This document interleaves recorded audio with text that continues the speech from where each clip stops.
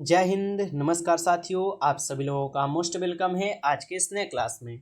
साथियों, आज के इस क्लास में हम सभी लोग पढ़ने वाले हैं एसएससी एमटीएस के एग्जाम के लिए मोस्ट इम्पोर्टेंट क्वेश्चन को, जो कि आपके एसएससी एमटीएस के एग्जाम के लिए काफ़ी इंपॉर्टेंट है। तो आप सभी लोग जो इस क्लास को बिल्कुल अच्छे से लास्ट तक देखिएगा, जिससे कि आप जो इन सभी क्वेश्चन को अच्छे से याद कर पाएंगे और आप सभी लोग अपने एसएससी एमटीएस के एग्जाम में सभी क्वेश्चन को आसानी तरीके से बना भी पाएंगे। तो चलिए क्लास को स्टार्ट करते हैं। उनसे पहले यदि आप इस चैनल पर पहली बार जुड़े हैं तो आप इस चैनल को सब्सक्राइब कर लीजिए और सब्सक्राइब करके आप ऑल नोटिफिकेशन को ऑल पर जरूर दबा लीजिए, ताकि जब भी क्लास स्टार्ट हो सबसे पहले क्लास का नोटिफिकेशन आपके पास पहुंच सके। तो आप जो इस चैनल को सब्सक्राइब कर लीजिए और सब्सक्राइब करके आप इस क्लास को जो है लाइक जरूर कर लीजिएगा। तो चलिए क्लास को स्टार्ट करते हैं। देखिए पहला क्वेश्चन क्या है। क्वेश्चन कह रहा है कि 12वीं क्षेत्रीय 3R और सर्कुलर इकोनॉमी फोरम का आयोजन जो है ना कहाँ किया गया था। दोस्तों, हर एक क्वेश्चन इंपॉर्टेंट और सिलेक्टेड क्वेश्चन करा रहे हैं, जो कि आपके पेपर में यहाँ से 100% क्वेश्चन देखने को मिलेगा। तो आप अच्छे से इन क्वेश्चन को याद कीजिएगा। आपको इस क्लास में जो है पीवाई के क्वेश्चन यानी कि प्रीवियस ईयर के क्वेश्चन से लेकर जितने भी इंपॉर्टेंट टॉपिक बनते हैं उन सभी टॉपिक को हम इस क्लास में ऐड किए हैं। तो इसको आप अच्छे से जरूर रट्टा मार लीजिएगा। बिल्कुल हम लोग सुपर फास्ट तरीके से पढ़ेंगे, सभी क्वेश्चन का आंसर देखते चलेंगे, ज़्यादा डिटेल्स में नहीं पढ़ेंगे, ओनली क्वेश्चन आंसर पे ध्यान देंगे। ठीक है, कम समय में ज़्यादा क्वेश्चन करा देंगे। तो 12वीं क्षेत्रीय 3R और सर्कुलर इकोनॉमी फोरम का आयोजन कहाँ किया गया है। तो ये किए गए हैं आपके राजस्थान में। ऑप्शन सी यदि आप लगाए हैं तो सही जवाब है। अगला क्वेश्चन आप देखिएगा कि निम्नलिखित में से हीलियम का आणविक सूत्र क्या है। तो यहाँ पे हीलियम का पूछा है, तो हीलियम का He होता है। ऑप्शन ए हो जाएगा सही जवाब, याद रखिएगा। H2 किसका होता है, हाइड्रोजन का होता है। N2 किसका होता है, नाइट्रोजन का होता है। और O2 भी किसका होता है, तो ये ऑक्सीजन का होता है, इसको भी याद रखिएगा। आगे देखिए क्वेश्चन आपका आता है, किस मुगल शासक ने 2 बार शासन किया था। चलिए बताइए कि किस मुगल शासक ने 2 बार शासन किया था। तो कौन से शासक है जो 2 बार शासन किए थे, तो ये हो जाएंगे हुमायूं। हुमायूं जो है ये 2 बार शासन किए थे। आगे देखिएगा क्वेश्चन आता है, संविधान सभा के गठन की मांग सर्वप्रथम 1895 में किसके द्वारा जो है प्रस्तुत की गई थी। तो संविधान सभा के गठन की मांग सर्वप्रथम 1895 में किसके द्वारा प्रस्तुत की गई थी। तो ये प्रस्तुत की गई थी किसके द्वारा, ये की गई थी बाल गंगाधर तिलक जी के द्वारा। ऑप्शन सी इस क्वेश्चन का सही जवाब है, याद रखिएगा। अगला क्वेश्चन आपका आता है कि दिल्ली सरकार ने 2025 से 26 के बजट में किस क्षेत्र पर विशेष ध्यान केंद्रित किया है। तो दिल्ली सरकार ने 2025-26 के बजट में किस क्षेत्र पर विशेष ध्यान केंद्रित किए हुए हैं। तो ये किए हैं शिक्षा पर, यानी कि इनमें से सभी पर बोल सकते हैं। ठीक है, यानी कि ऑप्शन डी है, कम समय में देखना है, हाल ही देखते हैं। चलिए क्वेश्चन है, भारत का प्रथम समाचार पत्र बंगाल गजट कब प्रकाशित हुआ था।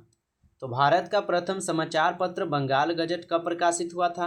तो ये प्रकाशित हुए थे आपके 29 जनवरी 1780 को। ऑप्शन यहाँ पे क्या है आप लोग का, बी सही जवाब है, याद रखिएगा।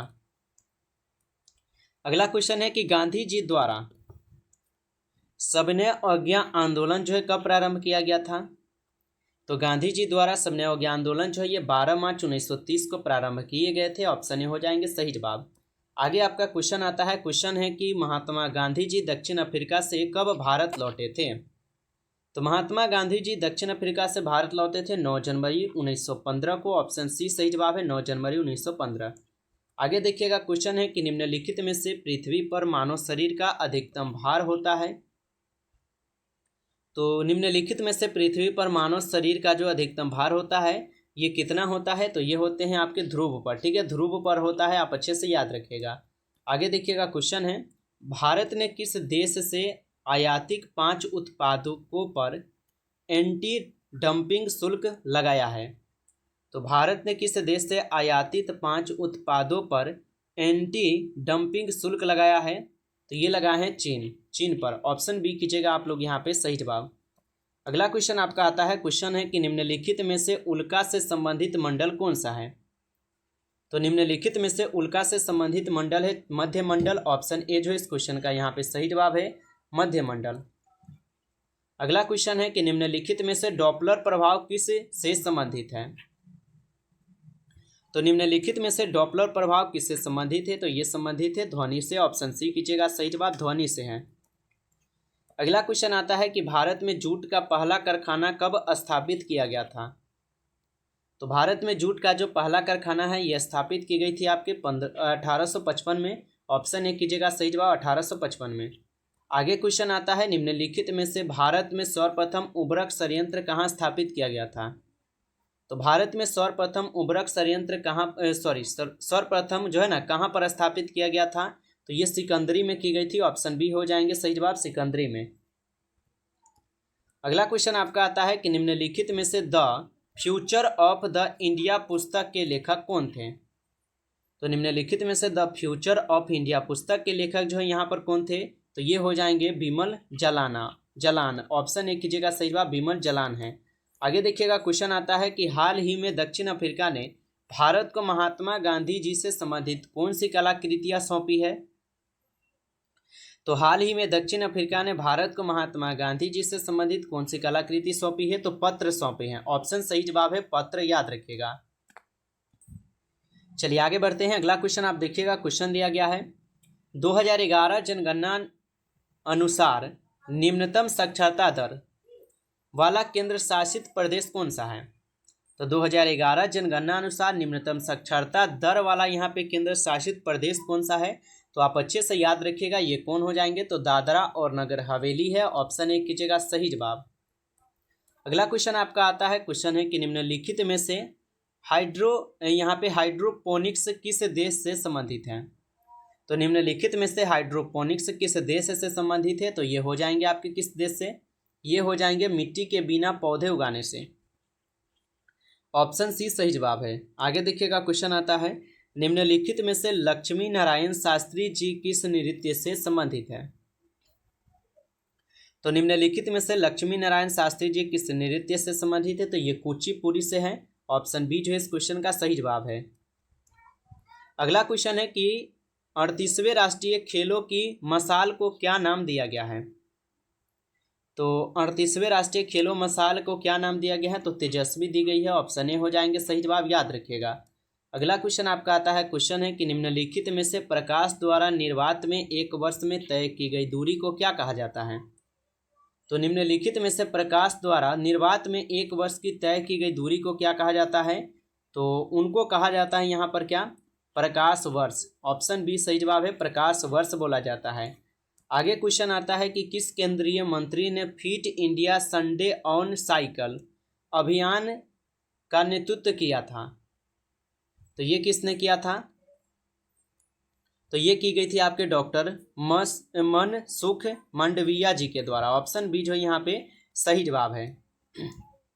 आगे क्वेश्चन है कि निम्नलिखित में से किस संशोधन द्वारा सिक्किम भारतीय संघ में पूर्ण राज्य के रूप में सम्मिलित किया गया था। तो सिक्किम को जो है यहाँ पे किस भारतीय संघ में जो है सम्मिलित किया गया था। तो आप लोग याद रखिएगा। तो इनको सम्मिलित किए गए थे 36वां के द्वारा, ठीक है, 36वां संशोधन के द्वारा। अगला क्वेश्चन आता है कि निम्नलिखित में से टिटनेस बीमारी को अन्य किस नाम से भी जाना जाता है। ठीक है, थोड़ा हम दोस्तों हिचक के आपको क्लास करवा रहे हैं क्योंकि थोड़ा हमको डिस्टर्ब लग जा रहा है इसलिए। तो निम्नलिखित में से टिटनेस बीमारी को अन्य किस नाम से जाना जाता है। तो इनको जानी जाती हैं आपके लॉकजा के नाम से। ऑप्शन बी कीजिएगा सही जवाब, लॉकजा। आगे देखिए क्वेश्चन आपका है कि संयुक्त राष्ट्र संघ की सुरक्षा परिषद में अस्थायी सदस्यों की संख्या कितनी है, बता दीजिए सभी लोग। तो संयुक्त राष्ट्र संघ के सुरक्षा परिषद में अस्थायी सदस्यों की जो संख्या है ये कुल कितनी है। तो ये कुल 5 है। ऑप्शन ए हो जाएंगे यहाँ पे सही जवाब, 5 हो जाएंगे। अगला क्वेश्चन आप देखिएगा कि निम्नलिखित में से एनीमोमीटर का उपयोग किसके लिए किया जाता है। तो निम्नलिखित में से एनीमोमीटर का प्रयोग किसके लिए की जाती है। ये की जाती है आपके हवा की गति के लिए। ऑप्शन ए जो है सही जवाब है, हवा की गति के लिए। आगे क्वेश्चन आता है कि भारत में पहली बार मेट्रो रेल सेवा किस नगर में आरंभ की गई थी। तो भारत में पहली बार मेट्रो रेल सेवा जो है ये कोलकाता में शुरू की गई थी। ऑप्शन सी हो जाएंगे सही जवाब। अगला क्वेश्चन आप देखिएगा। क्वेश्चन है कि 2025 में भारत की तेल आयात निर्भरता किस कारण उच्च स्तर पर पहुंचने की उम्मीद है। तो 2025 में भारत की तेल आयात निर्भरता किस कारण उच्च स्तर पर पहुंचने की उम्मीद है। तो बढ़ती घरेलू मांग के कारण। ठीक है, ऑप्शन ए हो जाएंगे सही जवाब यहाँ पे, बढ़ती घरेलू मांग के कारण हो जाएंगे। अगला क्वेश्चन है आप लोगों का कि विटामिन एच का रासायनिक नाम क्या है, बताइए। तो विटामिन एच का रासायनिक नाम आपसे पूछा है, तो इनका नाम हो जाएगा यहाँ पे बायोटीन। ऑप्शन ए कीजिएगा सही जवाब यहाँ पे बायोटीन। अगला क्वेश्चन है कि निम्नलिखित में से वायुमंडल की आर्द्रता किसके द्वारा मापी जाती है। तो निम्नलिखित में से वायुमंडल की आर्द्रता जो है ये किसके द्वारा मापी जाती है। तो ये मापी जाती है आपके हाइग्रोमीटर के द्वारा। आप लोग याद रखिएगा, हाइग्रोमीटर के द्वारा मापी जाती है। आगे क्वेश्चन आता है कि निम्नलिखित में से जजिया कर किसने समाप्त किया था। तो जजिया कर को समाप्त किए थे अकबर। ऑप्शन सी हो जाएंगे सही जवाब, अकबर ने समाप्त किया। अगला क्वेश्चन आता है निम्नलिखित में से विद्युत धारिकता का एसआई मात्रक क्या है। तो निम्नलिखित में से विद्युत धारिकता का एसआई मात्रक जो है यहाँ पर क्या हो जाएंगे, तो इनका मात्रक हो जाएंगे फैराडे। ठीक है, यहाँ पे फैराडे हो जाएगा, याद रखिएगा फैराडे होगा। आगे देखिए क्वेश्चन है कि हाल ही में किस मंत्रालय ने one national one part process पहल शुरू की है। तो हाल ही में किस मंत्रालय ने one national one port process शुरू की है। तो ये शुरू किए हुए हैं आपके जलमार्ग मंत्रालय। ऑप्शन सी हो जाएंगे सही जवाब यहाँ पे। चलिए आगे बढ़ते हैं। अगला क्वेश्चन देखिएगा, क्वेश्चन है राज्य का मंत्रिमंडल सामूहिक रूप से किसके प्रति उत्तरदायी होता है। तो राज्य का मंत्रिमंडल सामूहिक रूप से किसके प्रति उत्तरदायी होता है। तो ये होते हैं विधानसभा के प्रति। ऑप्शन ए हो जाएंगे सही जवाब। अगला क्वेश्चन आप देखिएगा, क्वेश्चन है कि निम्नलिखित में से एक फैदम बराबर कितने फीट होता है। तो एक फैदम बराबर जो है कुल 5 फीट, 6 फीट, 7 या 8 होगा। तो एक फैदम बराबर हो जाएंगे आपके यहाँ पे कुल 6 फीट। ऑप्शन बी सही जवाब है। अगला क्वेश्चन है कि निम्नलिखित में से लद्दाख में हिम तेंदुआ के लिए कौन सा नेशनल पार्क है। तो निम्नलिखित में से लद्दाख में हिम तेंदुआ के लिए कौन सा नेशनल पार्क हो जाएंगे। तो इसमें हो जाएंगे आपके हेमिक्स राष्ट्रीय उद्यान होगा। हेमिक्स राष्ट्रीय उद्यान है। ऑप्शन सी सही जवाब है, हेमिक्स राष्ट्रीय उद्यान। क्वेश्चन है आगे कि कौन सा धातु कमरे के ताप पर द्रव्य होता है। कि कौन सा धातु कमरे के ताप पर द्रव्य होता है। तो आप याद रखिएगा ये हो जाएंगे ब्रोमीन। आगे क्वेश्चन आपका आता है कि निम्नलिखित में से कर्नाटक उच्च न्यायालय का यहाँ पे स्थापना किस वर्ष हुआ था। तो निम्नलिखित में से कर्नाटक उच्च न्यायालय की जो स्थापना है ये किस वर्ष में हुई थी। ये आपके हुआ था 1884 में। ऑप्शन डी हो जाएंगे सही जवाब 1884।